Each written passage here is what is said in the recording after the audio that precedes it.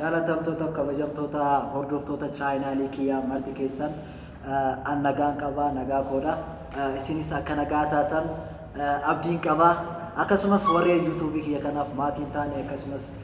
warreen beekneef yuutuubii urjii entertainment isa jedhu kana itti dhiyaadhati like share subscribe godhaa anaanis aartii oromoos jajjabeessa inni jedha sana malees yeroo dhiyootti karaa yuutuubii kiyyaa kanaan wiliko hara hojjechaa waan jiruuf kama kana gatiin gadi dhiisuuf isin immoo yuutuubii kiyya kana share waliif gootanii subscribe like akka gootan abdii guddaan isinirraa qaba ijoollee oromoo koo uummata qaalii uummata jaalatamaa isin jaalannaa isin kabajnaa horaa bulaa deebanaa galatoomaa